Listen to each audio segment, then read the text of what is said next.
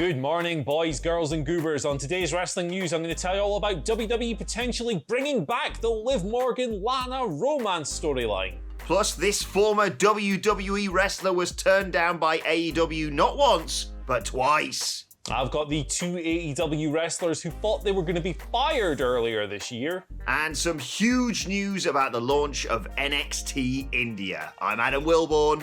And I'm Andy Murray. And this is the news.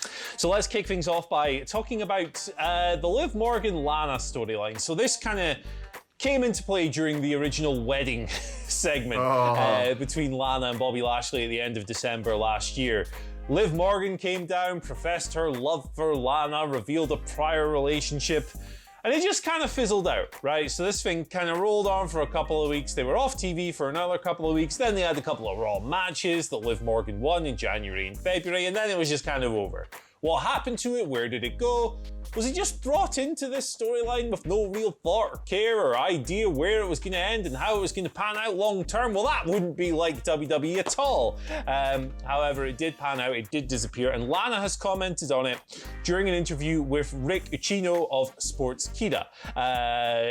I'll just read her direct quotation here. I love Liv Morgan so much. I was excited to do what we did because Liv is one of my best friends. I've been close to her over the years. And really, our bond for wrestling, we love WWE, we love wrestling so much. So you know we have an incredible bond. I can see the story picking up anytime, any day. Like, I think it's a very, very compelling story and I would love to revisit it. So that's what I was told. That's what we're going to revisit at some point. So I'm going to look forward to revisiting it at some point. I don't know why I didn't trim that quote a little bit, but that's as Lana explained it, as she unpacked it. Morgan obviously introduced as the fourth wheel in that storyline. Liv was introduced as the fourth wheel with Lana, Rusev, Bobby Lashley. Not a very popular storyline on the whole. This aspect of it was just kind of dropped with no real proper resolution, unless we want to count a couple of Raw matches as that it being over. Hey, listen, we had this deep, involved personal relationship. Let's end it by me pinning you 1, 2, 3 in the ring. It's kind of weird. But Adam Wilborn, what do you think of all this? Well, Andy Murray, there are several questions that people always ask when it comes to WWE. Who lifted the briefcase? Who threw the pie in Kevin Owens' face? And when are they going to get to Les off again? Well, really? Does anyone really... I'm happy for them, two friends working together, and I'll be fine with them getting in a storyline together again. But just not this one, because it was dumb. And it ruined, Liv Morgan had been off for so long and people were so excited. And we watched that documentary recently about all the potential and excitement she had. And then they just went, yeah, you're going to come back as a sort of swerve in the weird wedding Bobby Lashley, Rusev, Lana thing. No, I don't want them to revisit this. And also... weren't they in the ring together at Survivor Series? Or at least yes, they were. Across from each other. And not one mention was made of this. Bollocks. I'm calling bollocks on this. So yeah, I sincerely doubt they're going to return to this. And they shouldn't. Yeah, it's not the kind of storyline that WWE has a history of handling sensitively and well. So I totally agree. I think we would be best, you're traveling down the ocean, you see that island sitting there, the story. Why is this a metaphor? Swerve right around it in your speedboat is what I'm saying. WWE barely remembered to tell us who the SmackDown hacker was. They ain't coming back to this one, guys, as much as we all get excited about potential thumbnails here.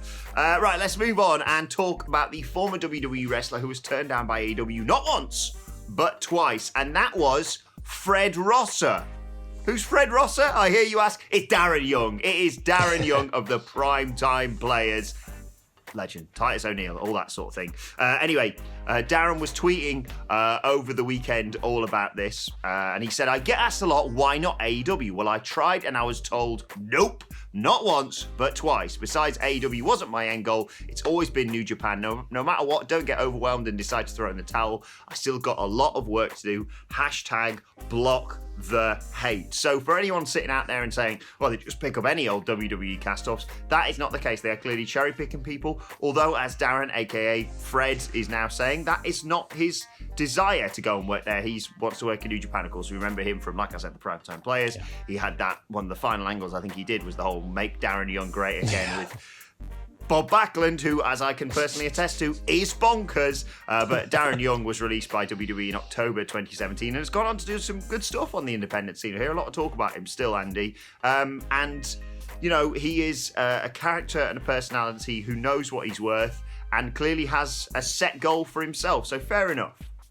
Yeah, fair play to him. He's quietly had like a good 2020. He's become a regular fixture on New Japan's American show, Strong, which is on every Friday night.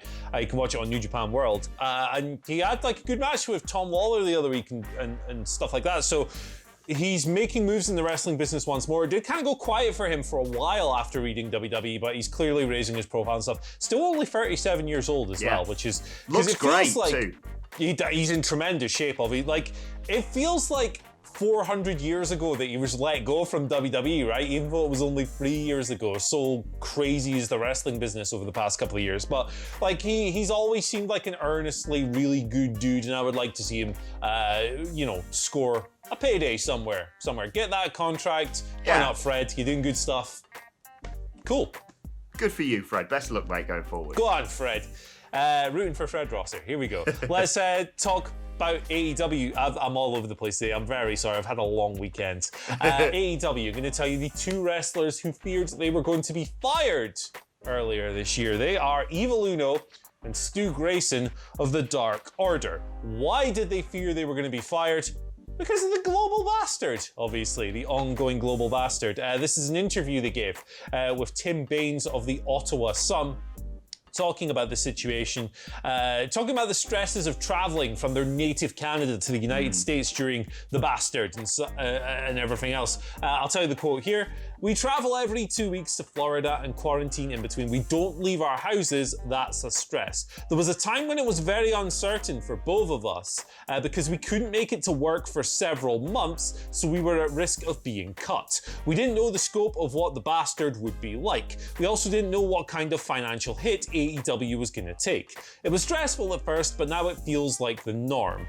We have deep roots in this area. We helped build up this whole wrestling scene over the past 15 years. We are still within the decision phase." So that's talking about like their local indie scene back home and stuff. As part of the Dark Order, they went missing, I believe it was from March to June as a result of being unable to travel. And in August, AEW did release people who couldn't travel to these shows. Sadie Gibbs, B. Priestley, struggling with travel bans. Jimmy Havoc was also released at the same time, but he lives in America, so that was for different reasons. So I can easily see why somebody who's marooned in Canada, as Grayson and Uno were, might go, "Oh man, like they can't use us. Are they gonna cut us?" But in the end, I'm glad they didn't. I think regardless of what you think of the Dark Order's presentation, particularly in the early days, these guys have always been just a mad fun tag team. They've been teaming together for years and years and years. They're very fluid, very exciting in the ring.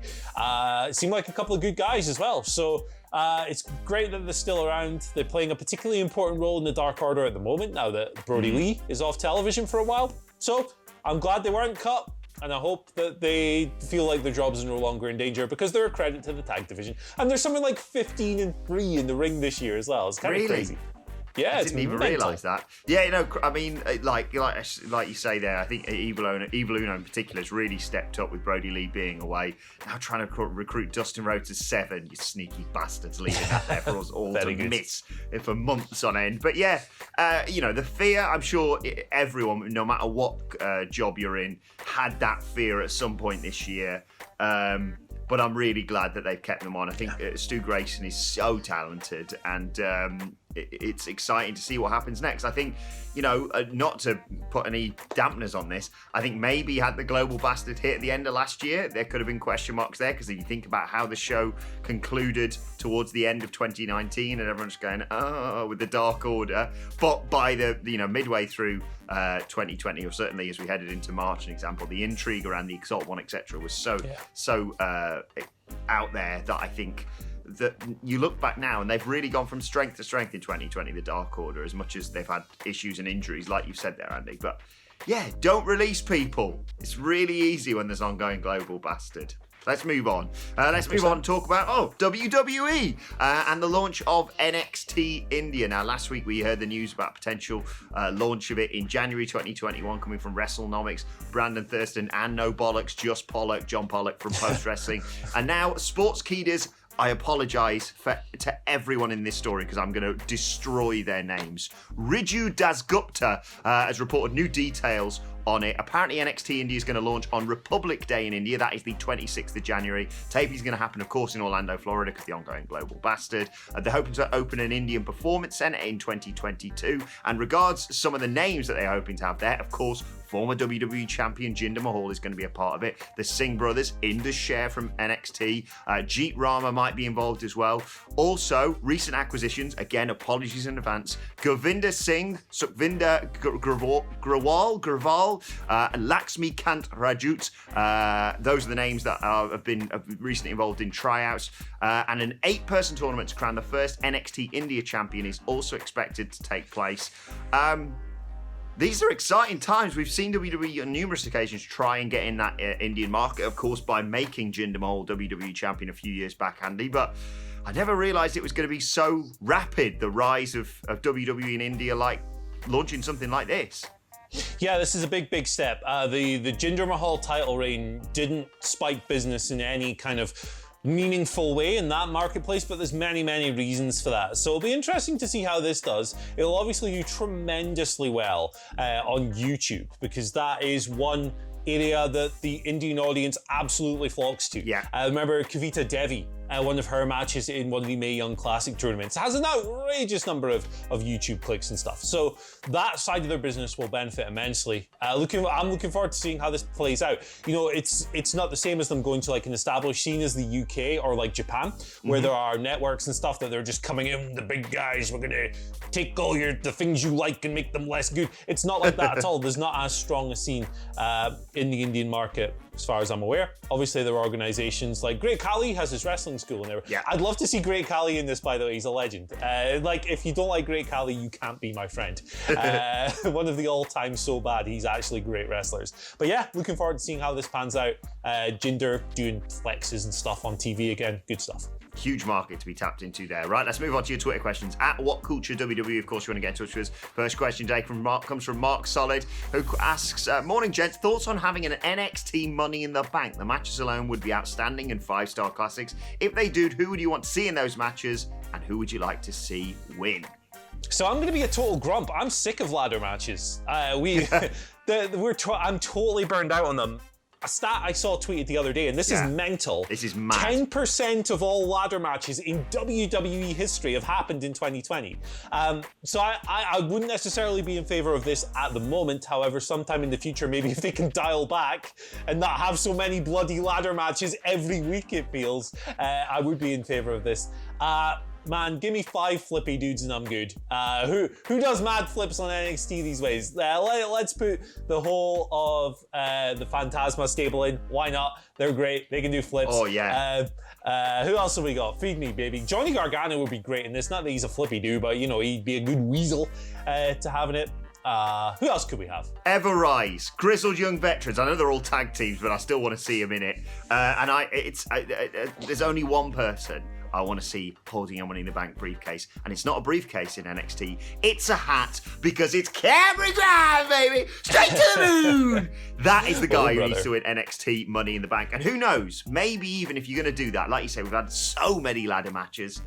Maybe even you could have intergender. You could have 4 women, 4 men in it, and that could make it really interesting. Right, second question today comes from Jobber C137, who says, morning, homies. Oh, American accent, please. Morning, homies. I love how AEW uses their legends as managers. If you could bring a legend into WWE to pair with a current roster member, who would it be? I'd say Raven and Wyatt to see what they do. Wow, that accent.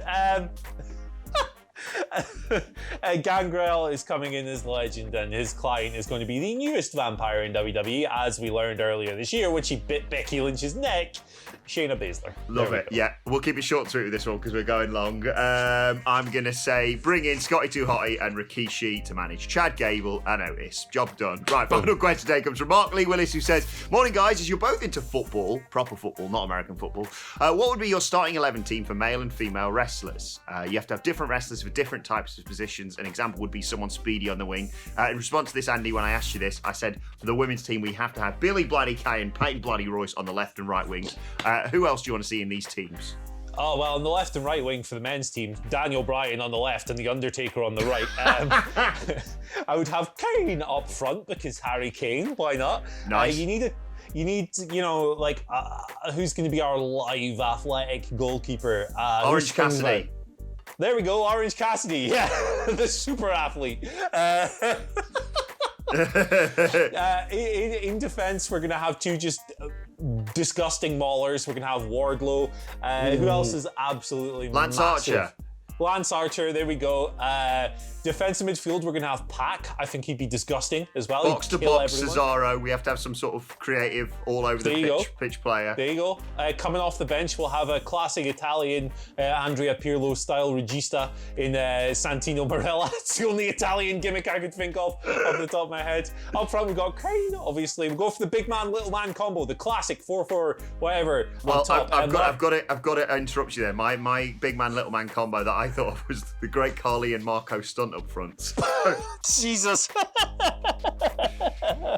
Also, let's have Ricochet as one of the wing backs because he strikes me as someone who'd be perfect in that position. Oh God, we've got to have Drew McIntyre and Sheamus. They can be the centre backs actually. Sorry, Wardlow and Lance Archer.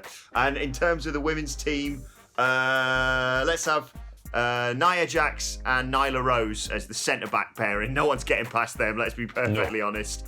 And Lana left back on the bench. Okay, let's move on to today's and finally, and well, we've got anyone close to home, close to our hearts here. Michael Sidgwick last week tweeted that main event was a thing of beauty about, of course, AEW Dynamite. Brilliantly arranged, brilliantly performed, lots of narrative maneuvers, fitting around a super dramatic match with a tremendous dynamic. Just great TV. I couldn't take my eyes off. Hashtag AEW Dynamite. It was great last week's main event, of course, about the beautiful Diamond Ring.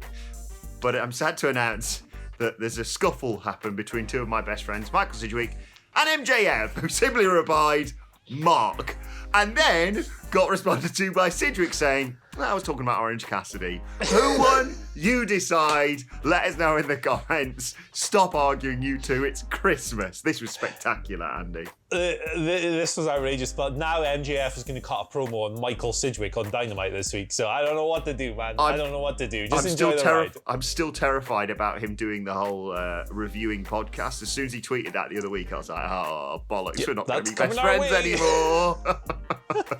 Right, let us know your thoughts on that and all today's news stories in the comment section below. Don't forget to like, share, and subscribe. And subscribe to What Culture Wrestling on either iTunes, Spotify, wherever you get your podcasts from, for daily wrestling podcasts, including, of course, our preview of Monday Night Raw a little bit later on today. Plus, you can let us know your thoughts and Twitter questions on Twitter at WhatCultureWWE. Well, actually, there, follow both of us. You can follow Andy Murray at Andy H. Murray. The H stands for haven't got one. Sorry. There you go. You can tell it's the last week before Christmas and we've been playing in Night City all weekend long. You can follow me on Twitter. Not me.